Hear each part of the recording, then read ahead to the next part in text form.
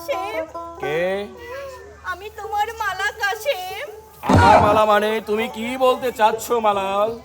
আমি যে তোমাকে বড় ভালোবাসি। না না মালাল, এটা কখনোই হতে পারে না। কেন কাশেম? কারণ তুমি হচ্ছে বাদশার মেয়ে আর আমি যে গরিবের পুত্র মালা। তুমি কিছুদিন ধরে আমার সাথে এমন করছো কেন কাশেম? আমি এমন করছি কারণ আমি চাই না তোমার বাবা ওই বাদশার নির্যাতনের শিকার হোক আমি বা আমার পরিবার। না না কাশেম, কিচ্ছু হবে না কাশেম, আমি তো আছি কাশেম। না, তুমি দূরে যাও মালাল। আমি তোমার চিরদাসী, তুমি আমার প্রাণপতি, বধূরূপে গ্রহণ করো। না না মালা, এটা কখনোই সম্ভব নয়। কেন কাশেম? না, এটা কখনোই সম্ভব নয়, কারণ তুমি হচ্ছে বাদশার কন্যা আর আমি হলাম গরিবের পুত্র।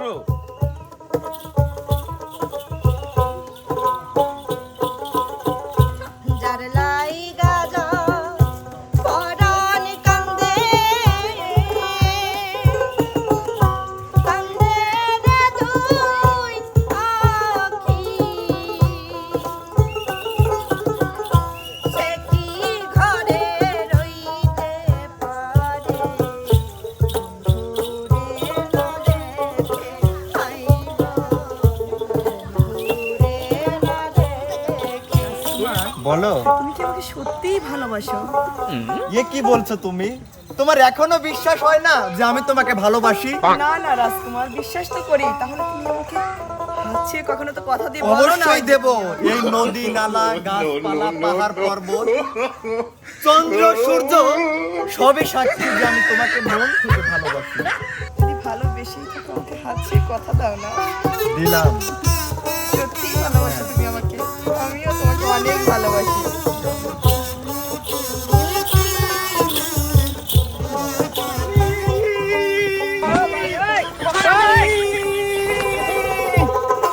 মহারানী, কি হয়েছে দাসী? বেদবি নিবেন না মহারানী।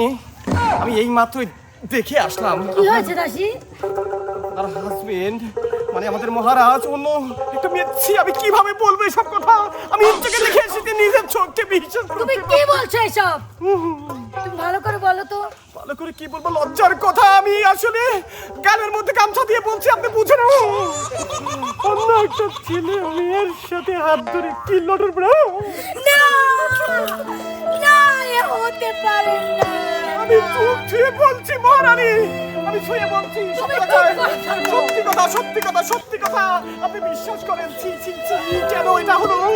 হে আল্লাহ, কেন কেন? কেন কেন? কেন এই কথা শোনার আগে আমি ঠোসা হয়ে গেলাম। মহারানী, আমি এখন আসি, আমার ছাগল মারতে আছে। মহারানী, তুমি কি সত্যি বলেছো? আমি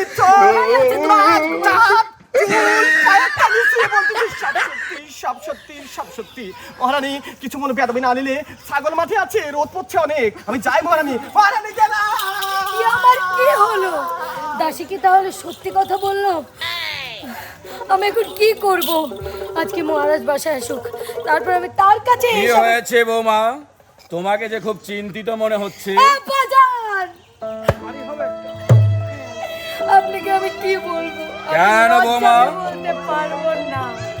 কি হয়েছে তুমি আমাকে সব খুলে বলো। এদিন দেখার আগে আমার মরণ হলো। খামোশ! আমি রাজা জীবিত থাকতে আমার পুত্র বধূ চোখের জল আমি কখনো সহ্য করতে পারবো না। কি হয়েছে তুমি বলো?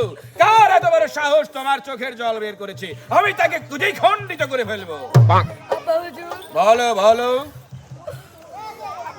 আপনার ছেলে, কি? আমার ছেলে মানে? আপনার ছেলে আমার ছেলে অন্য একটা মেয়ের সাথে। আমি আর না! এটা আমি কি শুনলাম বৌমা? তুমি কি সত্য কথা বলছো? আমাকে এক বোতল বিষ এনে দিলে আমি খেয়ে মরে বিষ যাই। তো আমি তোমার এই খাবার রাজপ্রাসাদে- দরকার নেই বৌমা। বিষ তো খাবার কথা এখন আমার। আমি একজন জঘন্য পিতা।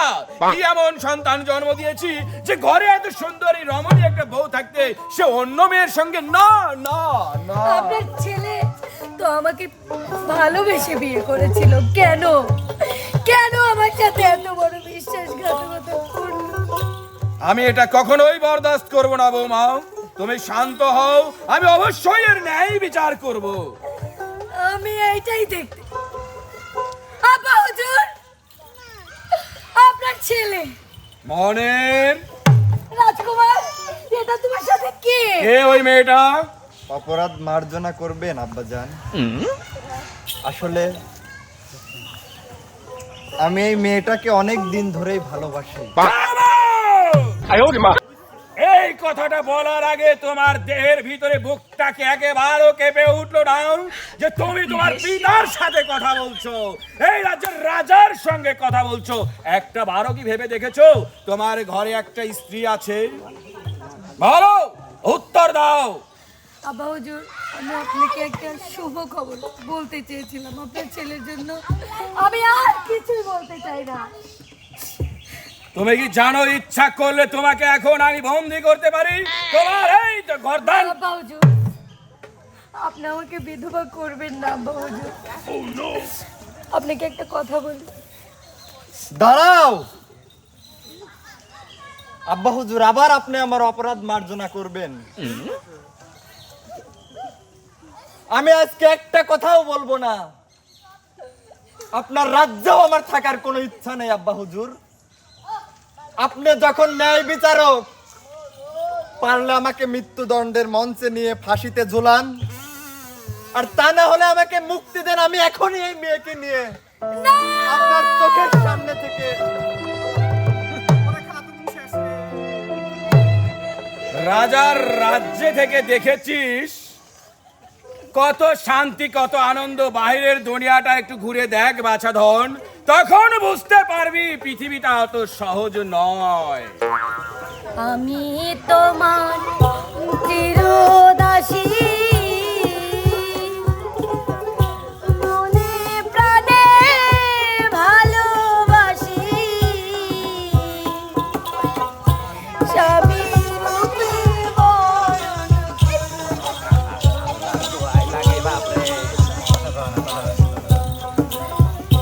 স্বামী রূপে বরণ করবো